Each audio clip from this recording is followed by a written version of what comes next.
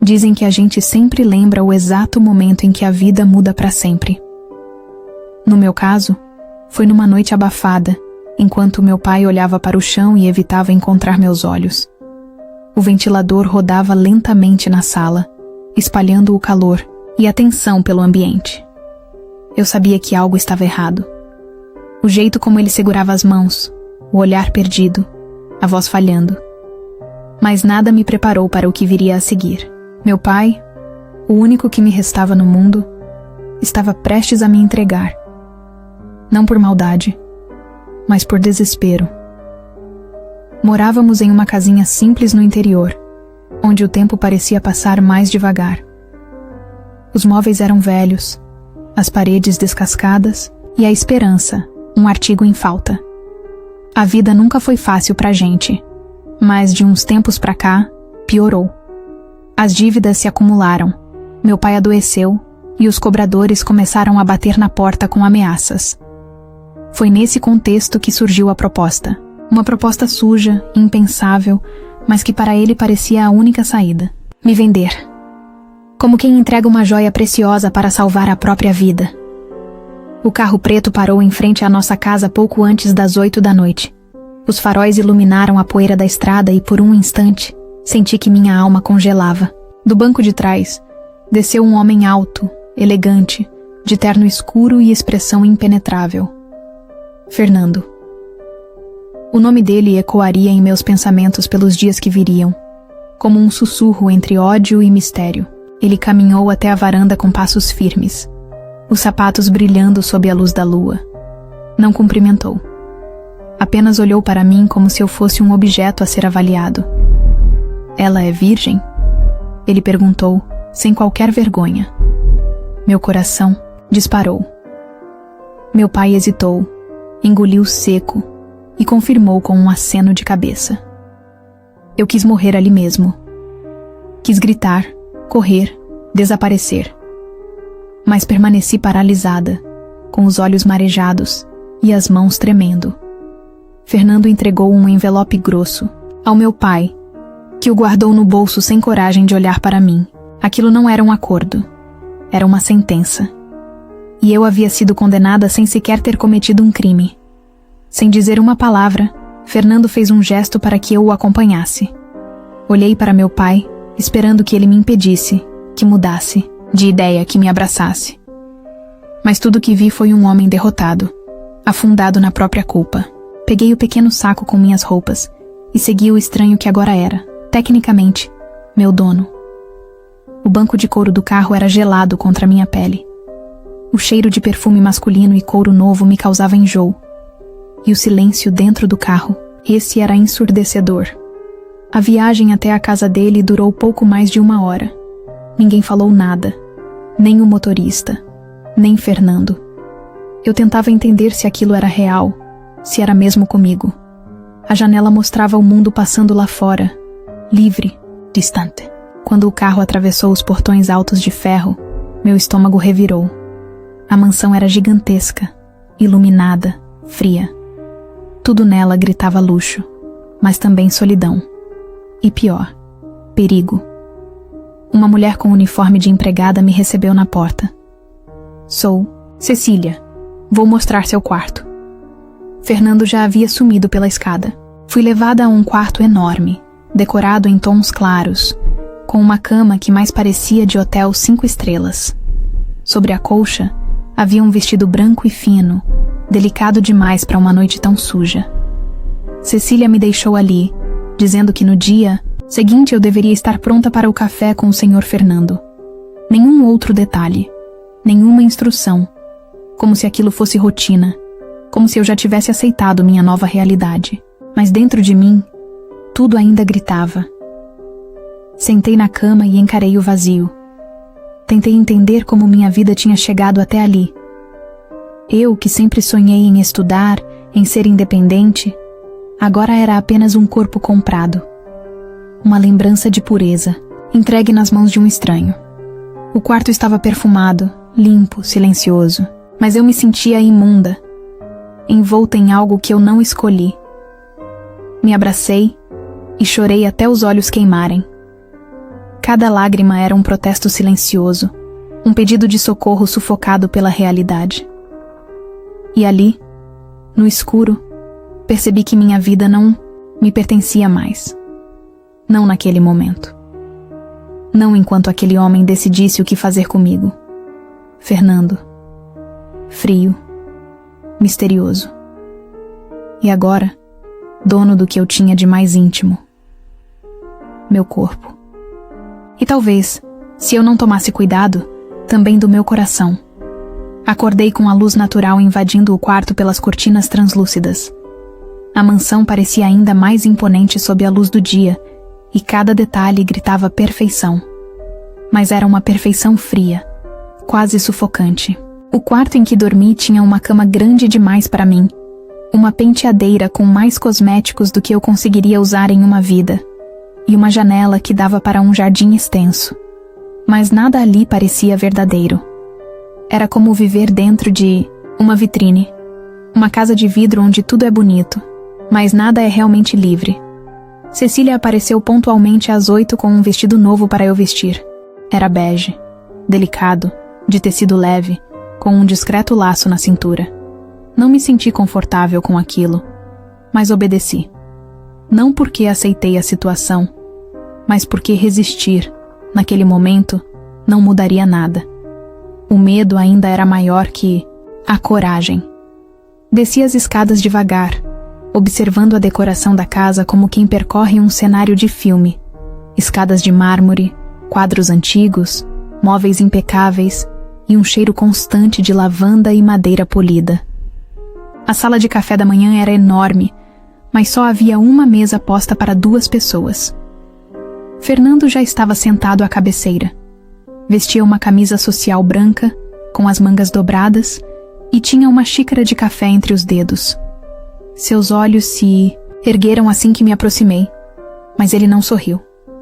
Só indicou com a cabeça para que eu me sentasse à sua frente. Meu estômago estava embrulhado. O silêncio entre nós era tão pesado quanto o mármore sob nossos pés. O som dos talheres, o leve tilintar da xícara, tudo parecia amplificado naquela atmosfera tensa. "Você dormiu bem?" Ele perguntou sem sequer olhar nos meus olhos. Assenti, com um sim, fraco e rápido. Ele apenas continuou comendo, como se nada ali fosse anormal. Para ele, talvez não fosse. Mas para mim, cada gesto, cada minuto, era um soco no estômago. Eu não sabia o que ele esperava de mim, nem porque ainda não havia se aproveitado da situação, e no fundo, esse mistério me assustava ainda mais do que qualquer violência física. Ele era frio demais, controlado demais, e isso me deixava constantemente em alerta. Quando terminamos, ele se levantou e disse com a voz seca: "Cecília vai te mostrar a casa. Há regras que você precisa entender." E saiu da sala sem nem esperar minha resposta.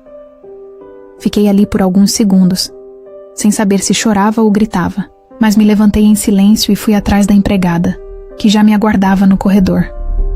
Durante o passeio, ela foi monossilábica. Me mostrou os cômodos, o salão de música, a biblioteca, a estufa de flores, a sala de leitura, o jardim. Tudo impecável, silencioso, vazio. Havia beleza, mas não havia calor. "Você pode andar livremente por aqui, mas o portão principal está sempre trancado. E não tente pular os muros. As câmeras cobrem toda a propriedade", Cecília disse, num tom quase robótico. Engoli em seco. A confirmação de que eu estava presa veio sem rodeios. Uma prisão de luxo, com paredes revestidas de elegância. Mas ainda assim, prisão. Me perguntei por que ele me queria ali. Se não me tocava, se não me interrogava, se sequer me dirigia a palavra. Por quê? No fim do passeio, ela me deixou na biblioteca e disse que, se eu quisesse, poderia ficar por ali. Era um dos únicos cômodos com vida. Os livros alinhados, o cheiro de papel e couro, a luz do fim de tarde entrando pelas janelas altas. Aquilo me deu uma falsa sensação de conforto. Peguei um exemplar aleatório da prateleira só para me distrair, mas a mente estava longe. Em casa, no meu pai, no vazio que me trouxe até ali, em Fernando, e no que ele realmente queria de mim. Porque tudo aquilo, ainda não fazia sentido. Ao final do dia, voltei ao meu quarto. O jantar foi servido lá, como se eu não fizesse parte da casa, como se meu lugar fosse entre as paredes do quarto, distante do resto. Comi pouco, vesti uma camisola clara que deixaram sobre a cama e me deitei, encarando o teto.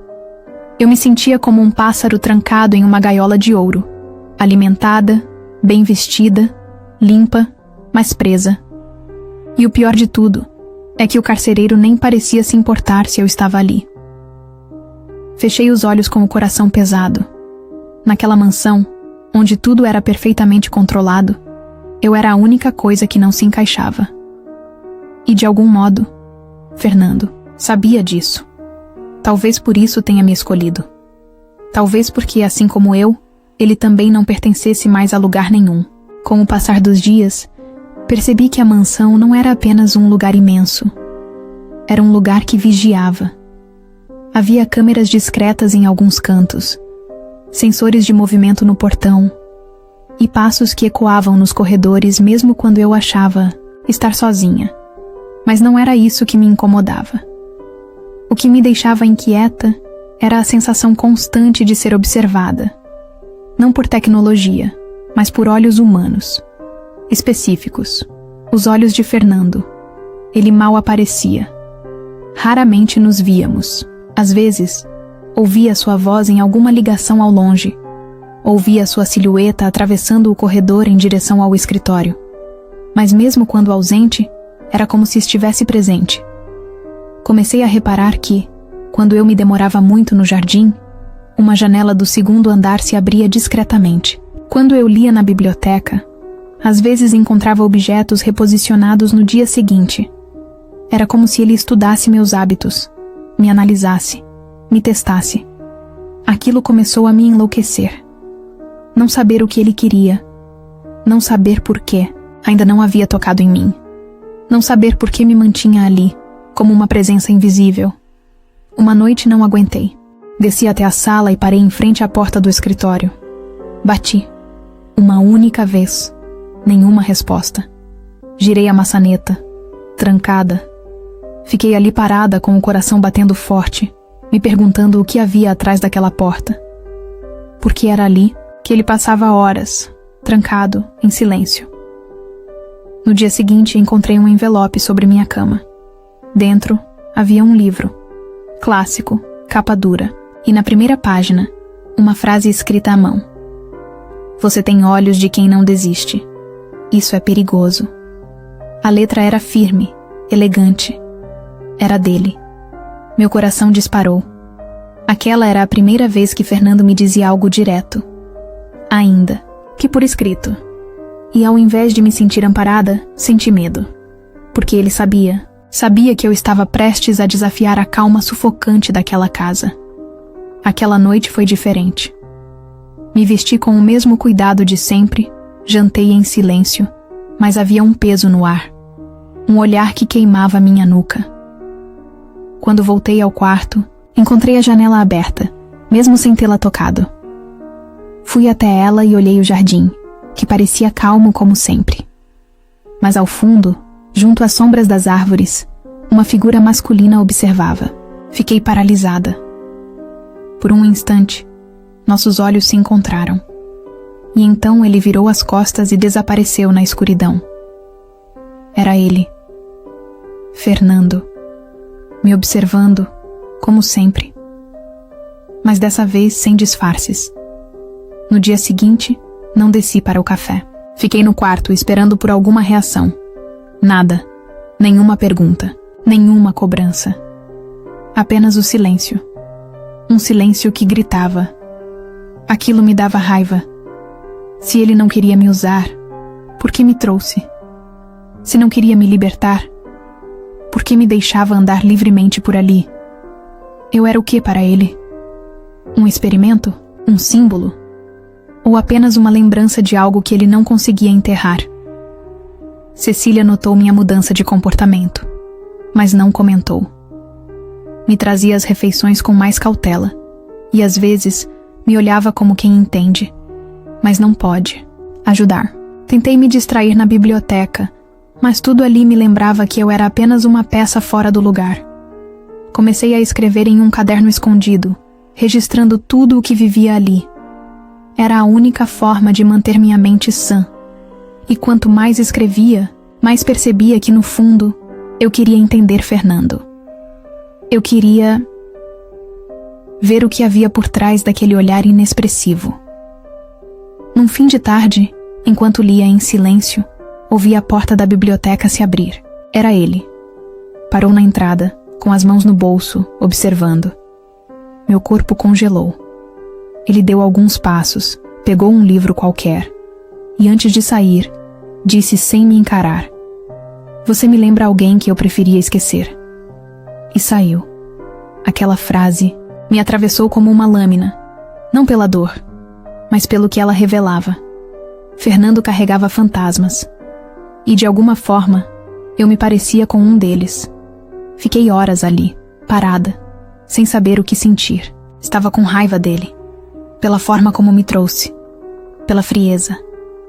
Mas também estava com medo, não dele, mas do que eu começava a sentir. Um vínculo silencioso estava se formando entre nós.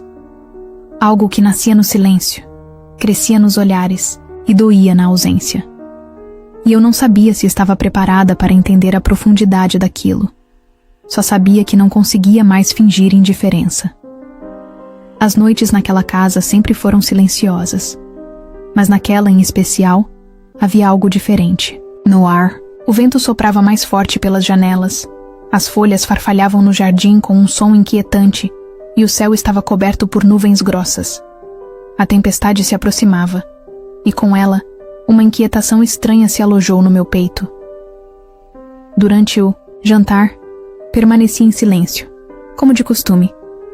Cecília me serviu com delicadeza, mas seus olhos denunciavam uma preocupação que ela não verbalizava.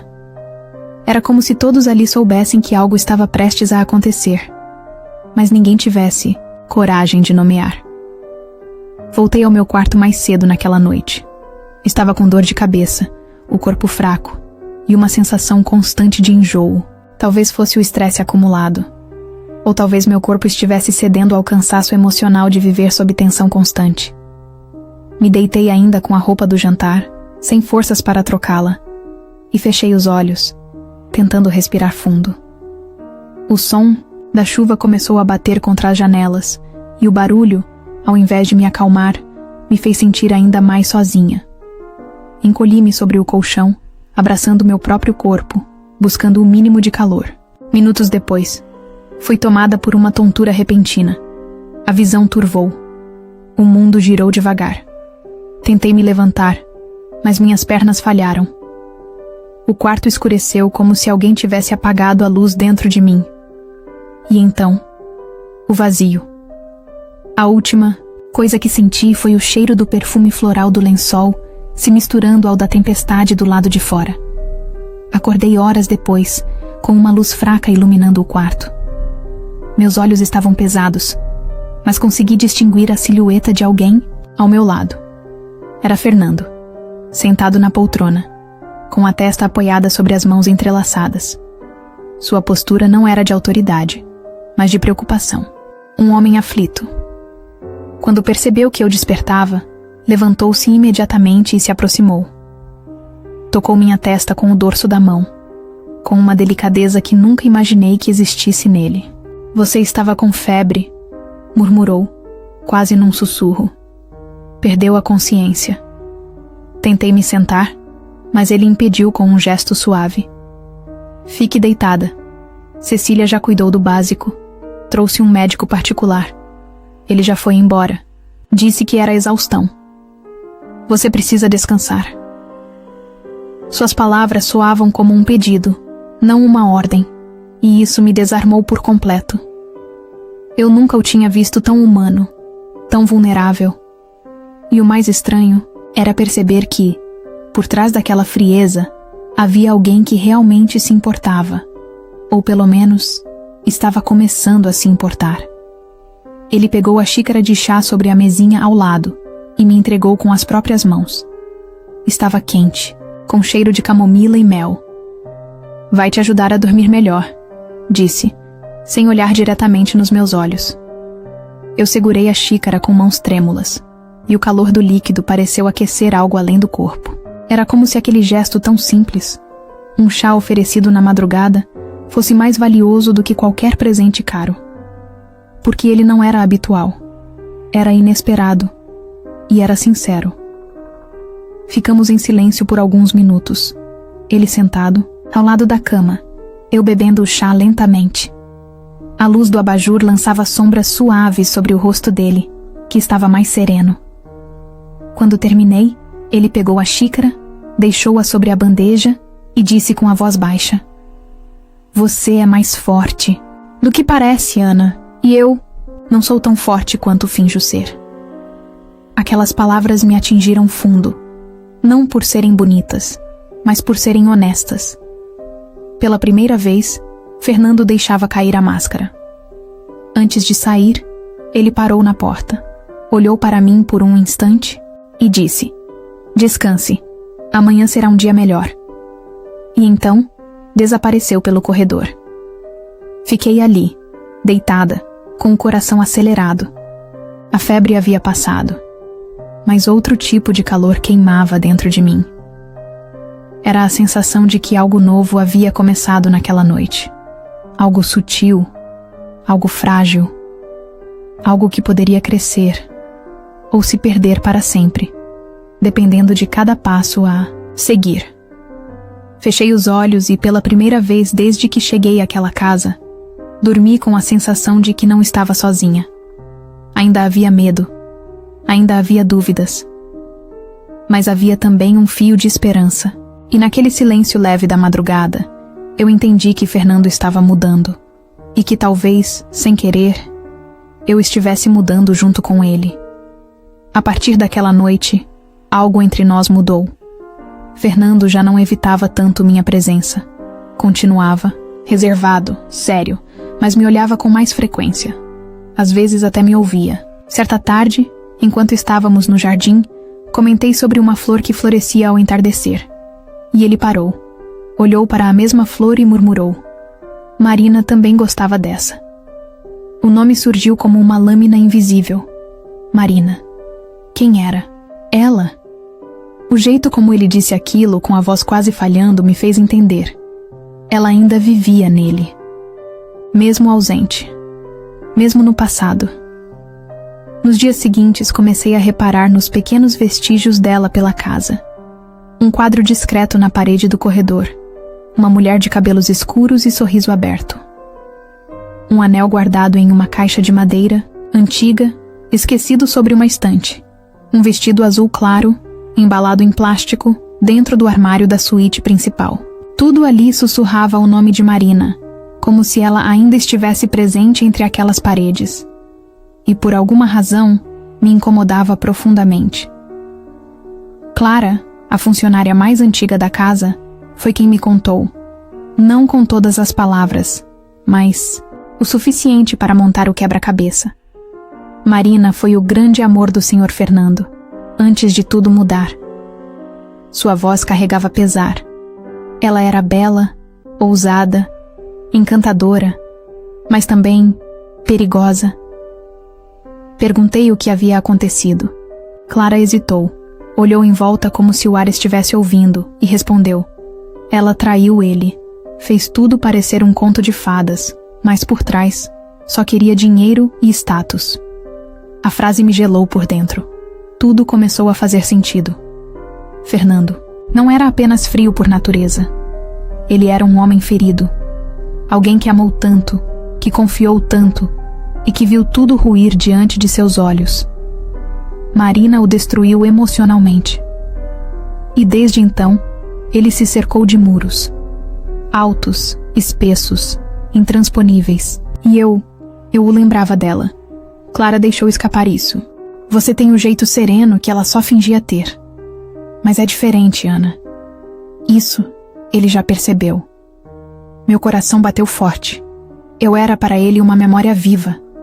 mas ao mesmo tempo, algo novo. Comecei a entender o olhar de Fernando, o distanciamento, a escolha de me manter ali sem me tocar, sem me violar. Ele não sabia o que sentia. Lutava contra a possibilidade de amar de novo, mas não conseguia mais me ignorar. Eu estava mexendo com partes dele que ele acreditava mortas, e isso o assustava. Assustava a mim também, porque mesmo com toda a dor, mesmo sabendo do que ele havia feito comigo, parte de mim queria ser aquela que o faria acreditar outra vez. Uma noite, passei pela porta do escritório e a ouvi entreaberta. A curiosidade venceu. Entrei devagar. Havia livros, documentos, mas o que mais me chamou a atenção foi uma caixa de fotos sobre a mesa. A maioria era de Marina, ela sorrindo ao lado de Fernando. Os dois em jantares de gala, viagens, momentos íntimos congelados no tempo. Mas havia uma última foto, amassada no fundo da caixa, em que ela o olhava, com desprezo, diferente das outras. Na parte de trás, uma única palavra rabiscada com raiva: mentira. Antes que eu pudesse sair, ouvi passos no corredor. Fechei a caixa rapidamente e me virei. Era ele, Fernando. Parou na porta, me encarou por longos segundos, mas não disse nada. Só caminhou até a mesa, tirou o paletó e sentou-se. Pode ficar se quiser, disse sem emoção. Eu hesitei, mas sentei em frente a ele. Ficamos em silêncio por alguns minutos. E então, ele começou a falar. Ela me fez acreditar que eu era o homem mais amado do mundo, e depois destruiu tudo, como se nunca tivesse sido real. Desde então, Ana, eu só consigo confiar naquilo que posso controlar. Por isso comprei você. Por isso te trouxe. Não para me vingar do mundo, mas para tentar entender se ainda existe algo puro. Algo que não finge. Suas palavras me atravessaram. Eu queria gritar. Dizer que eu não era um experimento. Que eu sentia. Que doía. Mas também entendi que ele estava confessando algo que nunca havia dito em voz alta.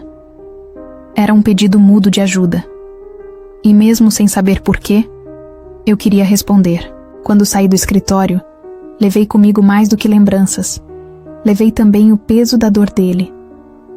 E pela primeira vez, pensei que talvez o amor verdadeiro não fosse feito de começos perfeitos, mas de cicatrizes que um dia decidem se unir. Os dias seguintes àquela conversa no escritório foram diferentes. Fernando ainda era o mesmo homem reservado, de poucas palavras, mas algo nos seus gestos havia mudado. Ele me cumprimentava com a cabeça pela manhã, me observava por mais tempo durante os jantares e, em alguns momentos, até parecia querer dizer algo, mas se calava. Eu não o pressionava. Estava aprendendo que as maiores mudanças, às vezes, acontecem no silêncio. E eu sentia que algo dentro dele estava mudando e me levando junto. Mas nem toda mudança vem sem conflito. Numa tarde ensolarada, Cecília apareceu nervosa, avisando que uma visita inesperada havia chegado. Não era comum haver visitas naquela casa. Desci as escadas com cautela e parei no topo da escadaria quando vi quem era. Uma mulher, belíssima, de salto alto, cabelos castanhos bem arrumados e um perfume forte que invadiu o ambiente. Ela falava alto, com segurança, como quem já se sentia dona daquele lugar. Fernando está? Diga que é urgente. Quando ele apareceu na sala, seus olhos se estreitaram. Laura, o que você está fazendo aqui? A voz dele saiu seca, cortante. Eu desci mais alguns degraus, ficando parada no meio da escada, e fui imediatamente alvo do olhar daquela mulher. Ela me analisou de cima a baixo, com um sorriso debochado nos lábios. Então é ela, a substituta da Marina? Disse, quase rindo. Meu corpo enrijeceu. Não respondi. Fernando ficou imóvel por alguns segundos, como se processasse cada palavra, antes de reagir. Você não tem o direito de aparecer aqui e falar assim com ninguém. Ele respondeu, com voz firme. Essa casa não é mais lugar para você. Laura não se intimidou. Se aproximou de mim como uma serpente, seus saltos ecoando pelo chão de mármore. Quantos anos você tem? 20? 21? Sabe ao menos o que está fazendo aqui? Acha que esse homem algum dia vai te amar de verdade? Ele só sabe usar. Depois, joga fora. Cada palavra dela era como veneno. E por mais que eu tentasse ser forte, doeu. Mas foi o que aconteceu a seguir que me deixou em choque. Fernando deu 2 passos à frente, ficando entre mim e ela. Chega. Sua voz soou firme, ameaçadora. Você não vai falar assim com ela. Ana não é como você. Ela tem algo que você nunca teve. Verdade. Laura arregalou os olhos, surpresa. Então é isso? Vai defendê-la? Vai jogar tudo? Que vivemos no lixo por causa de uma menina qualquer? Ele não hesitou. O que vivemos morreu quando você escolheu trair minha confiança. E Ana não é qualquer uma. Ela riu, mas seu riso estava vazio, derrotado. Você está mesmo se apaixonando por ela, não está? Fernando ficou em silêncio. Mas sua respiração acelerada, os punhos cerrados e o jeito como se manteve entre mim e ela diziam tudo. Você devia ir embora, Laura. Agora. E pela primeira vez, ela pareceu entender que não tinha mais espaço ali. Lançou um último olhar de desprezo para mim e saiu, pisando firme, com a dignidade ferida e a arrogância desfeita.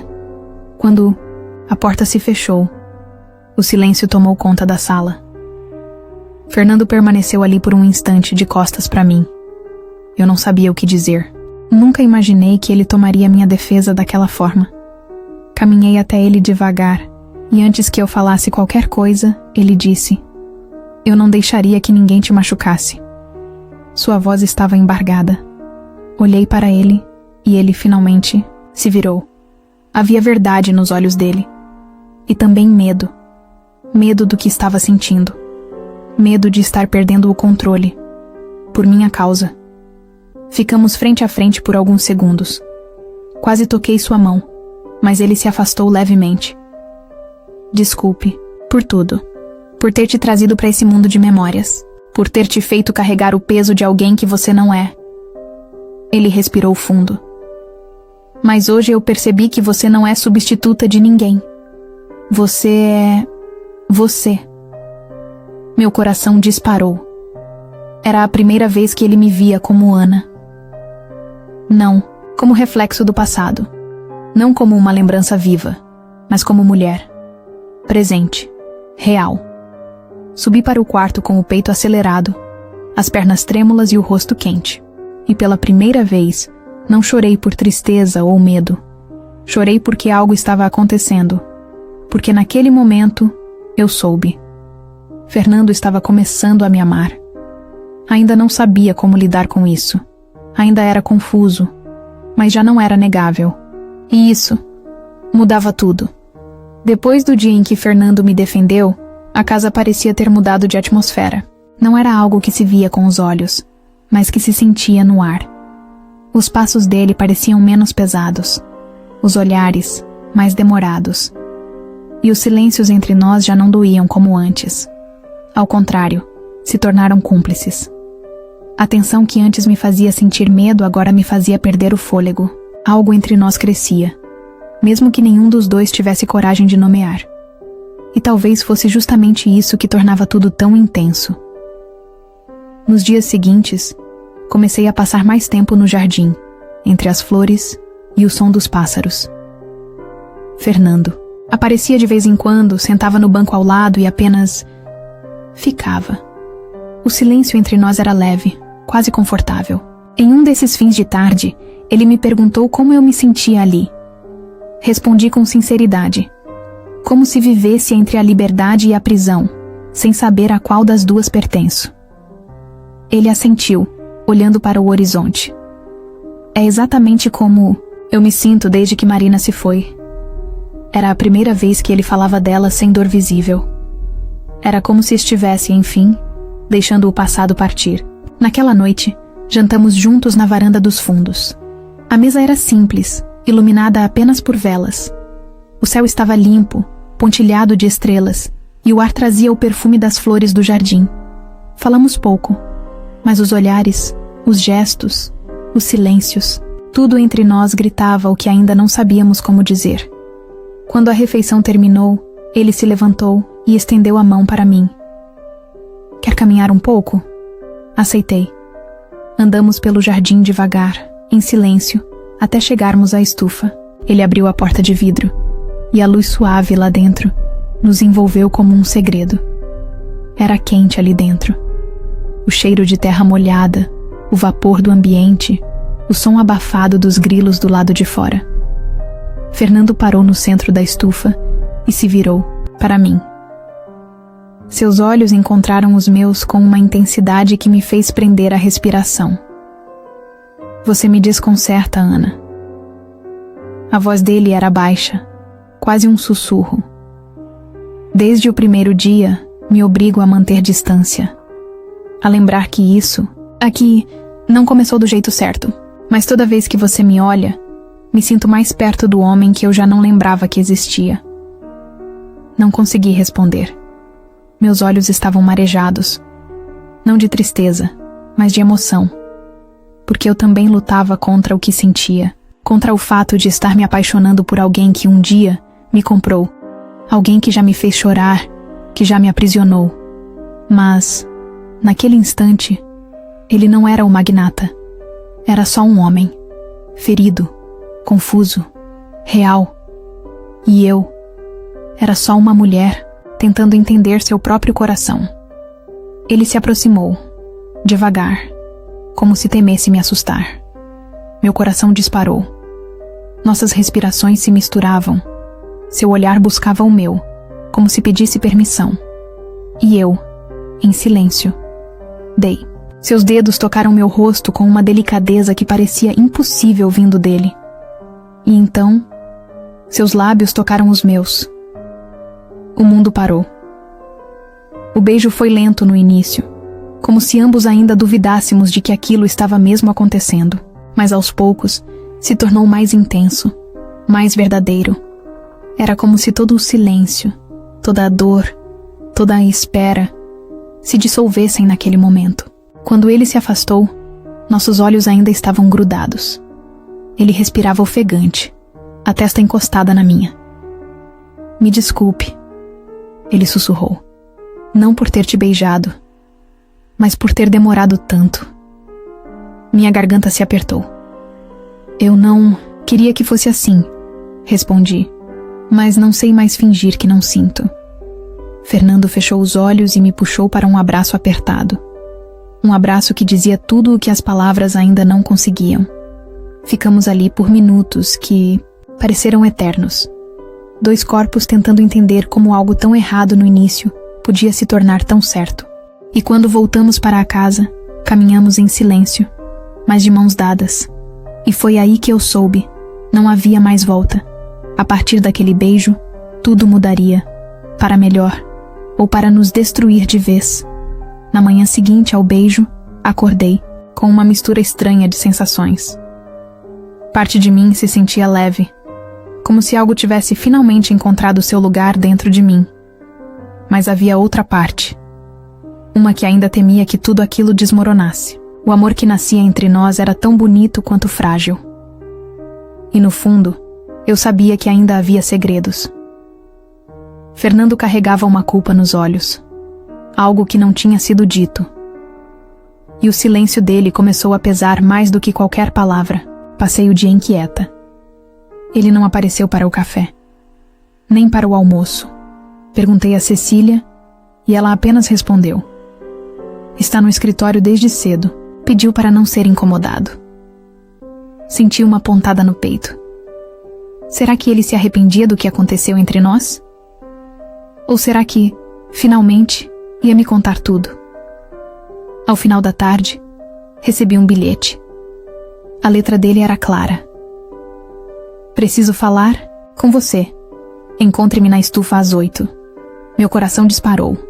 Pontualmente fui até lá. A estufa estava iluminada por lanternas pequenas penduradas entre as vigas. O cheiro de terra molhada, o som dos grilos, a mesma atmosfera da noite anterior, mas com um peso diferente. Fernando estava de pé, de costas, observando uma flor que acabara de desabrochar. Quando me viu, respirou fundo, como quem tomava coragem para algo difícil. "Obrigado por vir", disse. Sua voz estava diferente. Baixa, grave, pesada. Ele não esperou que eu dissesse nada. Apenas começou. "Ana, eu preciso ser honesto com você. Antes que qualquer coisa entre nós, avance." Assenti, tentando me manter firme. "Quando eu te trouxe para cá, eu não sabia o que queria. Eu estava perdido, tentando entender se ainda existia algo de bom no mundo. Você era uma imagem de pureza, de verdade. Uma lembrança de algo que eu achava que nunca mais veria." Ele abaixou a cabeça. "Eu te comprei, como quem compra um espelho para ver se ainda é capaz de refletir algo limpo." A confissão caiu sobre mim como um balde de água gelada. Eu sabia, sempre soube. Mas ouvir da boca dele agora, depois de tudo o que vivemos, foi como reviver o dia em que meu pai me entregou. Senti as lágrimas subirem, mas me recusei a deixá-las cair. "Você me trouxe para ser um teste?" perguntei. A voz falhou. Ele negou com a cabeça, se aproximando devagar. "No início, talvez sim, mas você se tornou muito mais. Você me mostrou que ainda sou capaz de sentir, de amar. Mas eu precisava que você soubesse, que ouvisse de mim, antes de tomar qualquer decisão." Me afastei, olhei para o chão, para as flores, para qualquer lugar que não fossem os olhos dele. "Eu fui vendida, Fernando, como um objeto, e por dias você me tratou como se fosse exatamente isso. E agora você me pede o quê? Que eu entenda." Ele se aproximou mais um passo.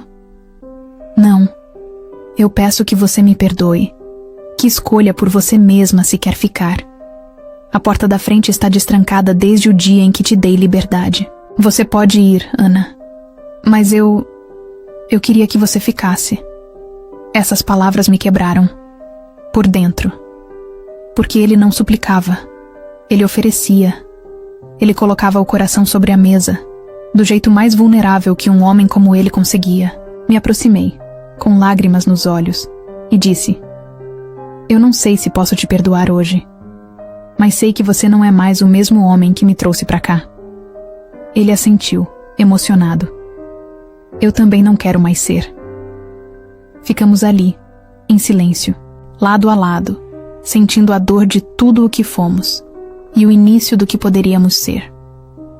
"Se eu decidir ficar", murmurei, "vai ser por mim, não por piedade, não por passado, mas porque eu quero." E ele respondeu com um suspiro: "É tudo o que eu espero." E naquele momento, mesmo sem promessas, mesmo sem certezas, algo entre nós se consolidou. Não era mais sobre o que começou mal. Era sobre o que poderia finalmente começar certo. Naquela noite, voltei para o quarto com o coração dilacerado, mas em paz. Porque pela primeira vez, eu tinha o poder de decidir. E no fundo, eu já sabia qual seria a minha escolha. A noite passou devagar, como se o tempo respeitasse a decisão que eu precisava tomar. Deitada na cama, com os olhos abertos no escuro, repassei cada momento desde o dia em que cheguei àquela casa. A dor da entrega, o medo da prisão, a confusão dos sentimentos, a descoberta da verdade. E ao mesmo tempo, os olhares que me tocaram mais que palavras, os silêncios que falaram mais que promessas, e o beijo, aquele beijo que ainda aquecia meu peito toda vez que eu lembrava. Eu não sabia se era certo, mas sabia que era real. Na manhã seguinte, fui ao jardim mais cedo. O sol estava nascendo devagar, tingindo o céu com tons alaranjados, e o orvalho cobria as flores com delicadeza. Fernando já estava lá, me esperando.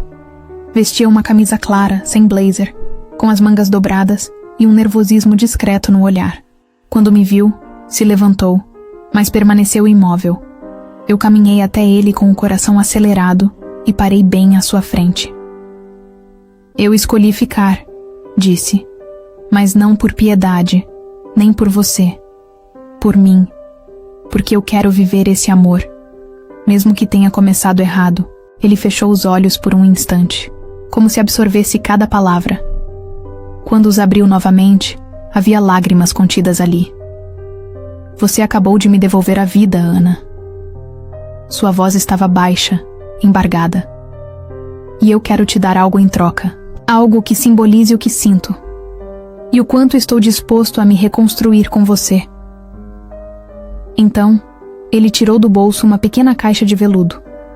Meus olhos se arregalaram, o ar sumiu por um instante. Ele se ajoelhou ali, no meio do jardim com a luz da manhã iluminando seu rosto. Eu te trouxe para esta casa pelas razões erradas. Mas você me mostrou que mesmo um coração quebrado pode voltar a bater. Ele abriu a caixinha, revelando um anel delicado com uma pedra clara e pequena.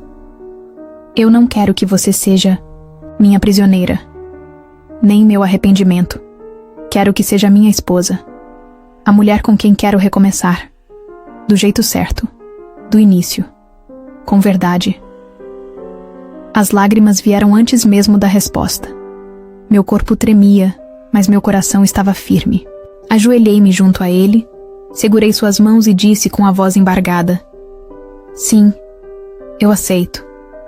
Não porque você me comprou, mas porque agora você me pertence de um jeito que nenhum dinheiro poderia comprar. Ele sorriu, e o sorriso dele era como o sol depois de uma longa tempestade. Me abraçou com força, e ali, entre as flores e os primeiros raios do dia, selamos o que seria o começo da nossa história de verdade. Nos dias seguintes, a casa se encheu de um novo ritmo. Cecília chorou quando soube da notícia. Disse que nunca viu Fernando tão vivo, tão humano. Os funcionários começaram a nos olhar com um tipo de ternura que antes não existia. E eu me sentia finalmente parte de algo. Não uma hóspede, não uma comprada, mas uma mulher amada, escolhida, respeitada. Fernando fazia questão de me incluir em tudo. Nas decisões da casa, nos passeios, até nas refeições com os amigos mais próximos. Certa noite, ele me levou até o salão de música, o lugar que sempre fora tão silencioso. Sentou-se ao piano e começou a tocar uma melodia suave que ele mesmo compôs. Quando terminou, disse: essa canção é sua, porque você me ensinou a ouvir o som do amor outra vez. Chorei, e ele chorou comigo. Porque às vezes, o amor não precisa de declarações perfeitas. Precisa só de verdade. E naquela música, havia mais verdade do que eu poderia colocar em palavras. O casamento foi marcado para dali a algumas semanas. Nada grandioso. Apenas íntimo, simbólico, nosso. Cada detalhe foi planejado com cuidado, mas sem ostentação. O vestido que escolhi era simples, de renda clara, com mangas delicadas e flores bordadas à mão. Fernando me via experimentar e sorria como um homem que havia encontrado um tesouro. E talvez fosse exatamente isso que eu também sentia ao vê-lo. Na véspera do casamento, ele me escreveu uma carta. Ana, você não foi apenas a mulher que me salvou. Foi a mulher que me ensinou a me salvar. Que me mostrou que até os erros mais dolorosos podem dar origem aos amores mais verdadeiros. Obrigado por ter ficado, por ter acreditado, por me amar. Dormi com essa carta sob o travesseiro. E soube naquela noite que o que estava por vir seria mais do que um casamento. Seria um renascimento. Nosso.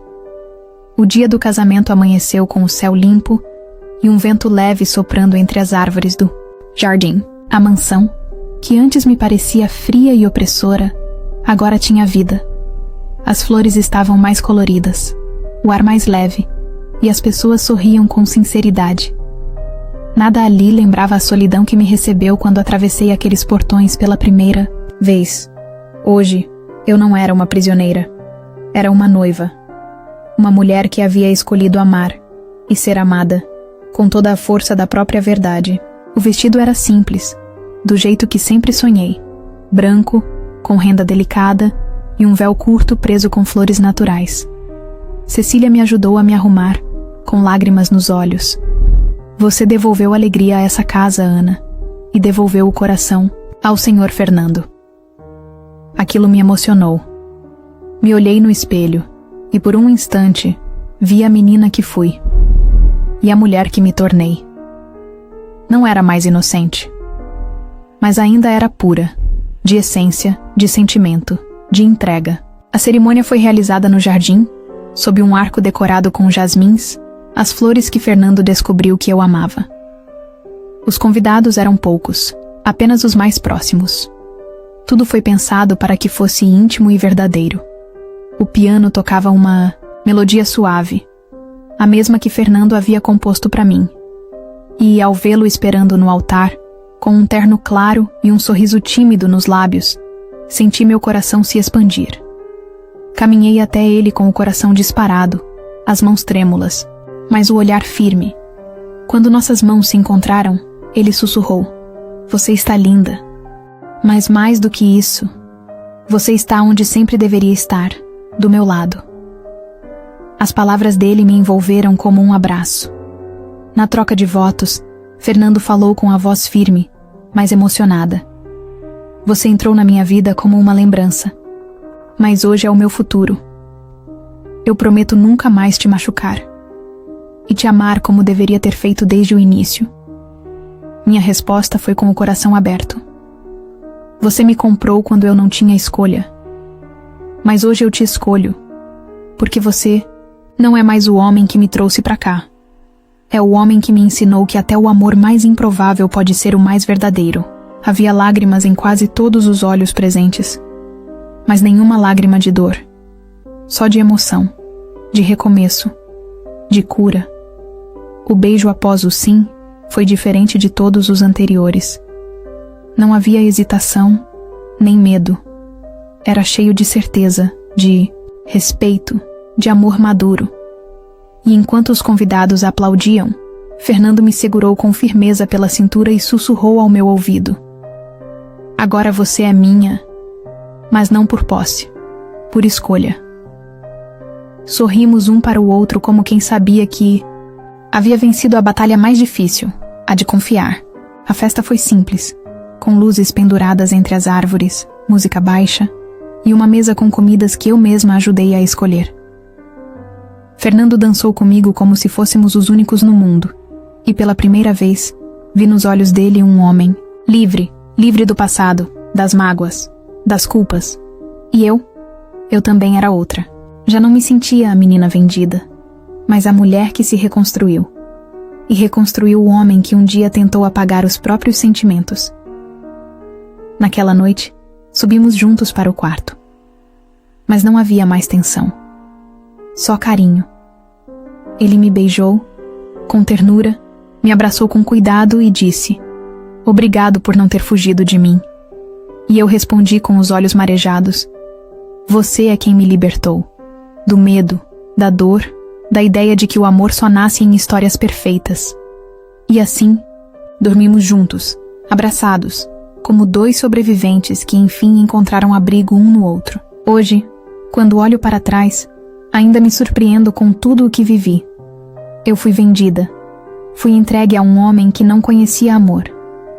Mas foi a minha pureza, minha resistência e minha verdade que o fizeram amar. E se há algo que aprendi com tudo isso é que o amor verdadeiro não precisa começar certo. Ele só precisa encontrar a chance de recomeçar.